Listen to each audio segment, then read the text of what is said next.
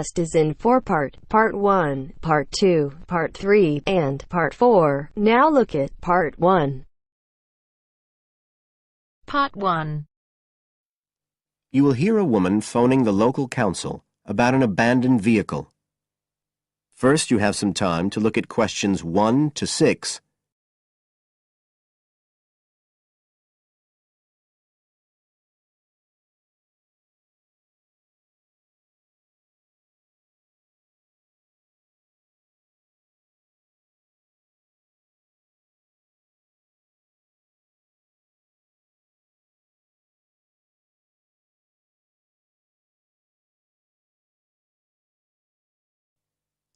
Now we shall begin. You should answer the questions as you listen, because you will not hear the recording a second time. Listen carefully and answer questions 1 to 6.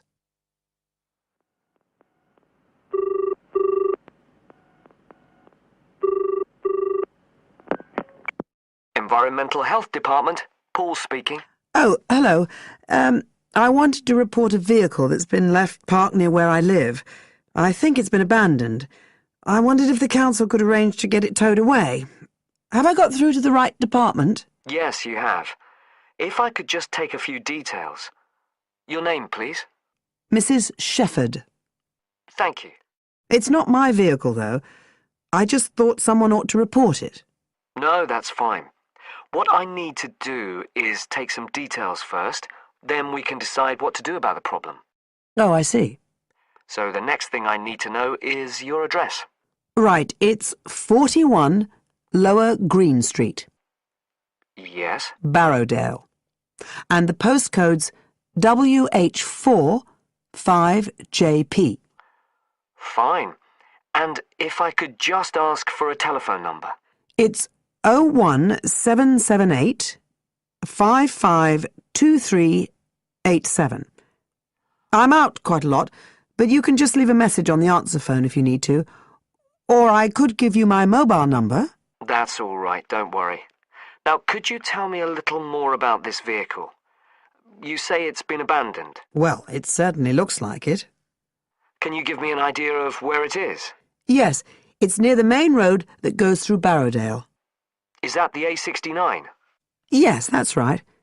Now, there's the primary school just towards the end of the village, and then next to that, next to the children's playground, there's a field, and it's in there. Oh. I wonder how it got in there. Well, there's a gate to allow farm machinery in and out. I thought something ought to be done about it. The children from the school might start playing in the vehicle and lock themselves in or something. Yes, you are quite right to report it. And what type of vehicle are we talking about here? It's a van, actually. You know, the sort with just a couple of little windows at the back. Right. You don't happen to know the make and model, do you? Oh, yes. I went and had a look and got all the details. I thought you might need them. I'm surprised the school hasn't contacted you about it. Anyway, I wrote the details down. Right. It's a Catala, and the model's a Flyer 2000. Is that Flyer? That's right. Very good. And the colour? Well, it's not all that easy to see because it's absolutely filthy. And actually, it looks as if it's had a paint job at some stage. It's blue, but you can just see white underneath where it's been scratched. Right. Well, I'll just make a note of the present colour. And if you could just tell me the vehicle number. Did you make a note of that? Oh, yes. It's S322GEC. Okay. Before you hear the rest of the conversation, you have some time to look at questions 7 to 10.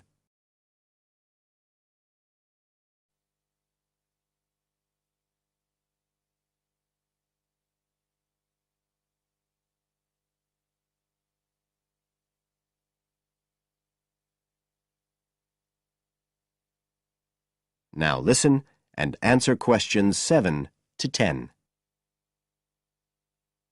And it sounds as if the general condition of the vehicle isn't too good, from what you say. No, it's pretty poor. It wouldn't be drivable. It's got a flat tyre and there's a crack in the windscreen. I reckon someone just wanted to get rid of it. That's usually the way. It's been there for nearly a week. No, it must be 8 days. I remember it was a Sunday morning when I noticed it. It wasn't there the day before. I walk past it most days on the way to the shops. I'd have thought the school would have reported it. Does the field actually belong to the school? No, it's part of Hill Farm Estate. Right. I'll just make a note of that. And I don't suppose you have any information about who might own the vehicle? No, I've no idea. So what will you do now? Well, we'll come and have a look and see if we can trace the owner. And if we can't, the vehicle will be removed as rapidly as the law permits. It could be anything up to 20 days. One thing I should say, I'm quite sure this doesn't belong to anyone round here. I'd definitely recognise it if it was from someone who lived here. So you don't think it was anyone local? Right. I'd say at a guess we're looking at a stolen vehicle here. I did wonder if it might have been. You hear such a lot about car thieves nowadays. Well, we certainly will be looking into that possibility. Anyway, thank you for contacting us, Mrs. Shefford, and we'll keep you informed of what happens. Right. Thank you very much. Goodbye. Goodbye.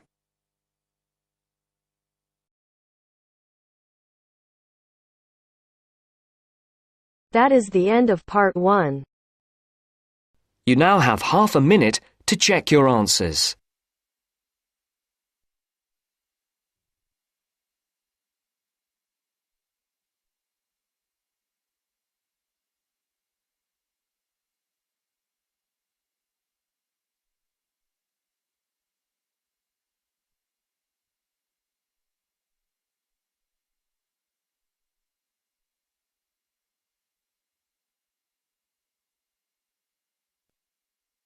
Now turns to part 2. Part 2. You will hear a recorded message giving information about an animal park. First, you will have some time to look at questions 11 to 15.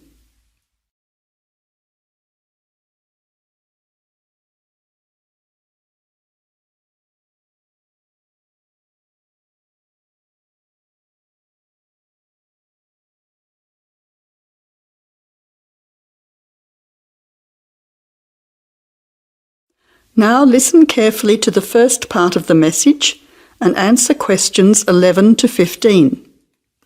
Welcome to the Australian Wildlife Park Information Line. The Australian Wildlife Park is very proudly owned and operated by an Australian family, John and Amanda Brooks, who operate the Australian Wildlife Park with their children, David and Sandra. The family doesn't receive any government assistance. It's solely funded by tourists visiting the park.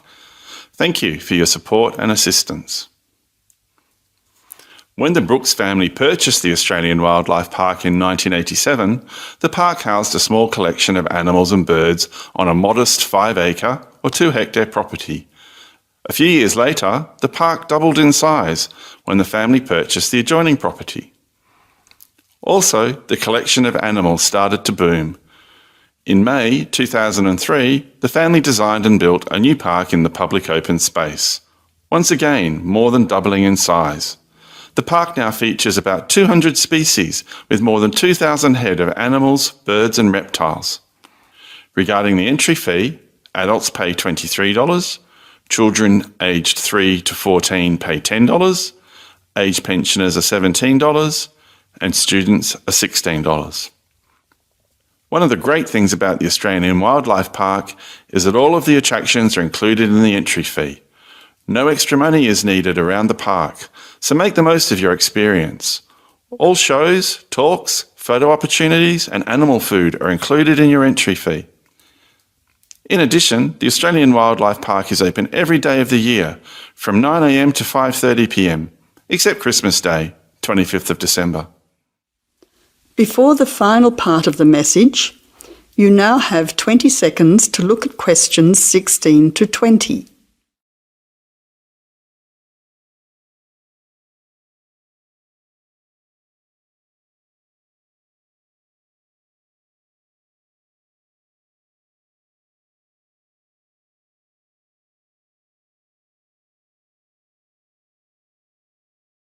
Now answer questions 16 to 20. Several attractions are available to visitors to the Australian Wildlife Park. Firstly, you can meet the koalas between 10 a.m. and 4:30 p.m. Here, people can view the koala colony in a natural environment. Another attraction is to feed the kangaroos between 9 a.m. and 5:30 p.m. Visitors can take a walk through the kangaroo enclosure, viewing them in a natural environment. Kangaroo food is provided and the kangaroos are very friendly. Also enjoyable are the wombats. At 11 a.m, 2 p.m. and 3:45 p.m, there are interactive shows where the team is delighted to introduce you to these popular animals. Other attractions that may interest you are an interactive farmyard, suitable for children of all ages. Animal food is provided and the animals are very friendly. In addition, the working farm is where the country comes to town.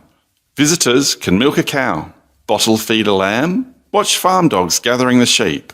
All the excitement of a real Australian farm. When they ask for volunteers, be sure to put your hand up. Everyone can get involved. We at the Australian Wildlife Park hope all our visitors have an enjoyable time. See you soon! That is the end of part 2. You now have half a minute to check your answers.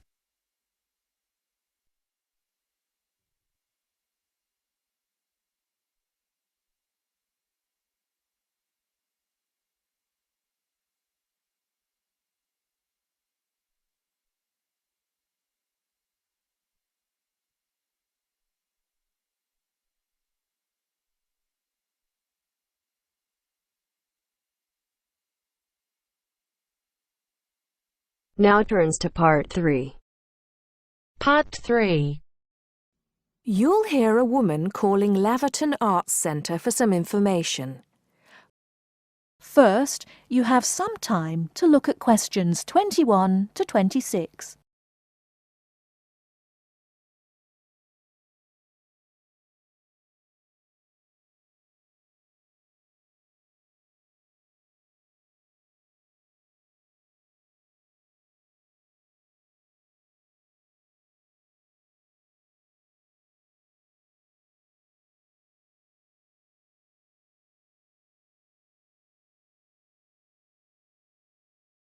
Now listen carefully and answer questions 21 to 26. Laverton Arts Centre. How can I help you? Hello.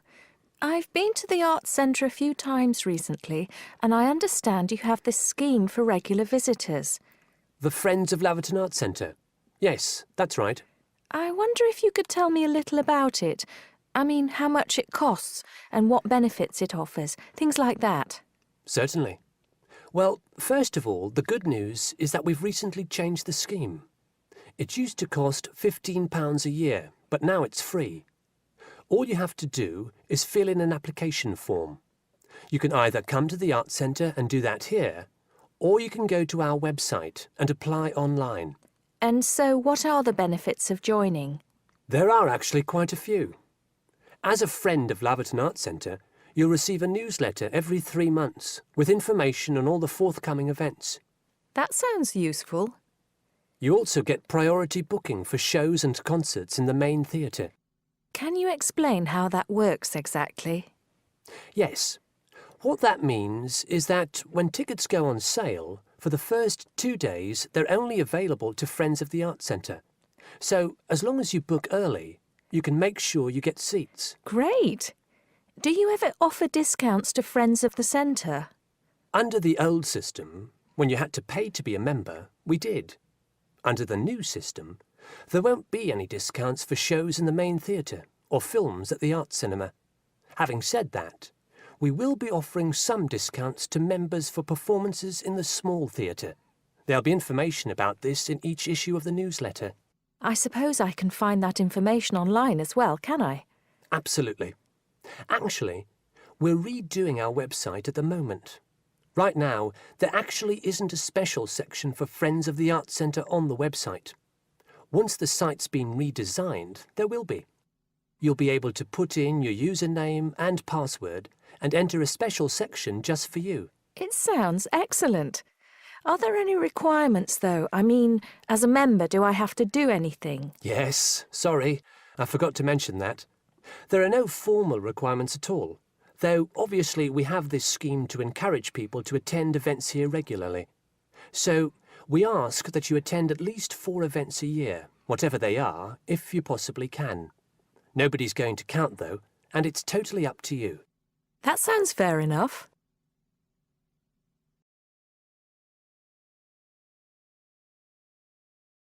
Before you hear the rest of the talk, you have some time to look at questions 27 to 30.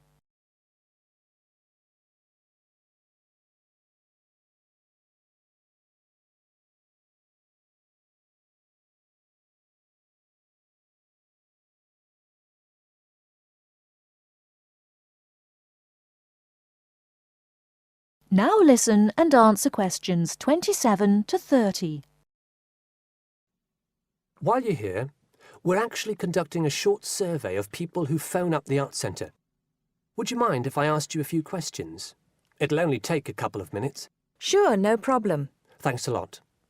So, how many times have you visited Laverton Arts Centre in the last 6 months? Well, I've only lived in the area for the last 4 months, so not that many times. 3, I suppose. Yes, that's right. Fine. And how did you first find out about the Arts Centre? Let me think. Oh, yes, a friend invited me to a concert, and I came with her. Have you ever seen a film at the Arts Cinema here?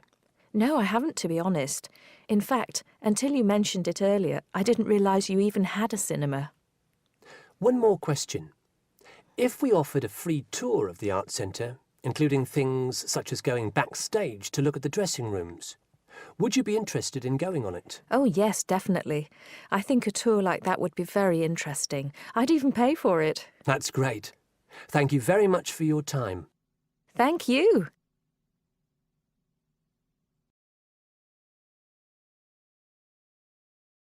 That is the end of part 3. You now have half a minute to check your answers.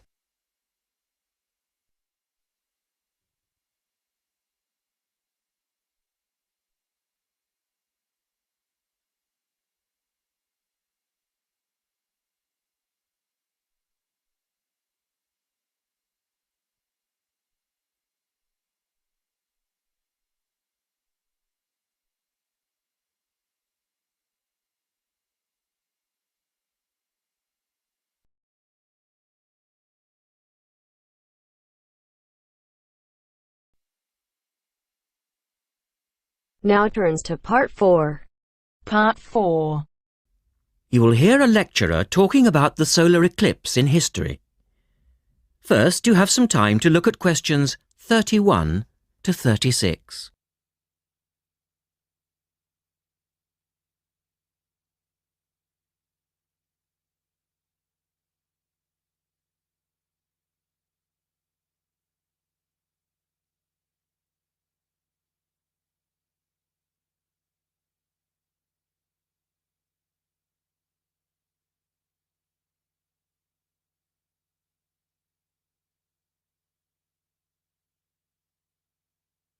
Now listen carefully and answer questions 31 to 36.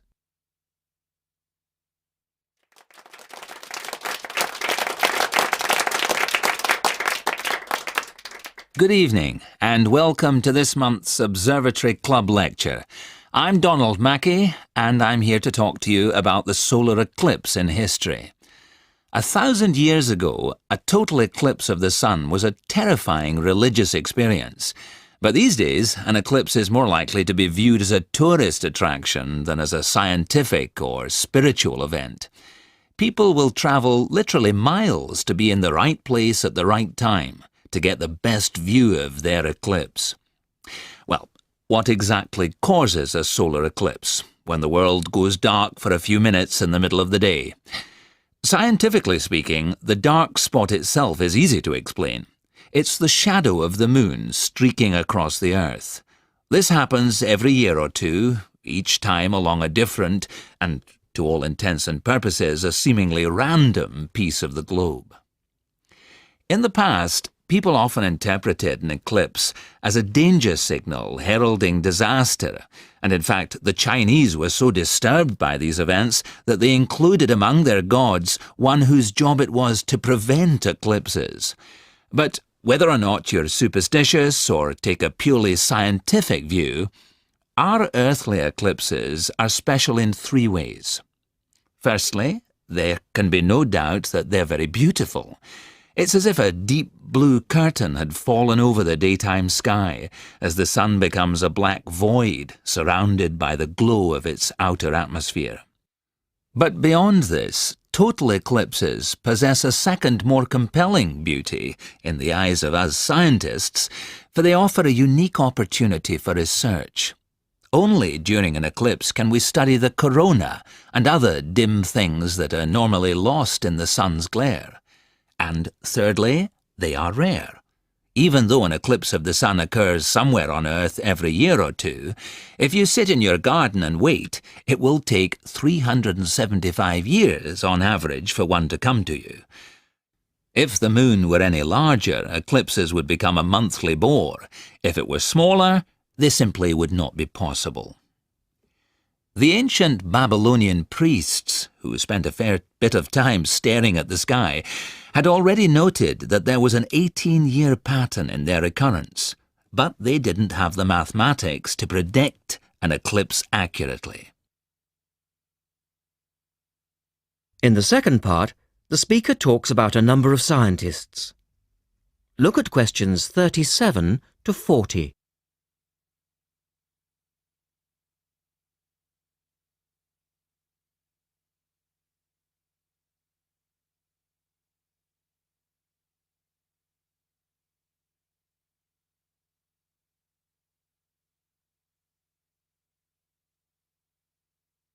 Now listen carefully and complete the table.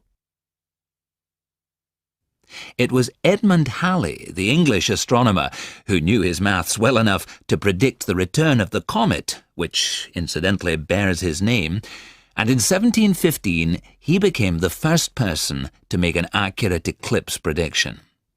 This brought eclipses firmly into the scientific domain, and they've since allowed a number of important scientific discoveries to be made. For instance, in the eclipse of 1868, two scientists, Janssen and Lockyer, were observing the sun's atmosphere, and it was these observations that ultimately led to the discovery of a new element. They named the element helium, after the Greek god of the sun. This was a major find, because helium turned out to be the most common element in the universe after hydrogen.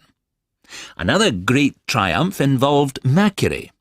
I'll just put that up on the board for you now. See, there's Mercury, the planet closest to the sun, then Venus, Earth, etc. For centuries, scientists had been unable to understand why Mercury appeared to rotate faster than it should. Some astronomers suggested that there might be an undiscovered planet causing this unusual orbit, and even gave it the name Vulcan. During the eclipse of 1878, an American astronomer, James Watson, thought he'd spotted this so-called lost planet. But, alas for him, he was later obliged to admit that he'd been wrong about Vulcan and withdrew his claim. Then Albert Einstein came on the scene. Einstein suggested that, rather than being wrong about the number of planets, astronomers were actually wrong about gravity. Einstein's theory of relativity, for which he's so famous, disagreed with Newton's law of gravity in just the right way to explain Mercury's odd orbit. He also realized that a definitive test would be possible during the total eclipse of 1919, and this is indeed when his theory was finally proved correct. So there you have several examples of how eclipses have helped to increase our understanding of the universe. And now let's move on to the social aspects, and I think you'll find... That is the end of part 4. You now have half a minute to check your answers.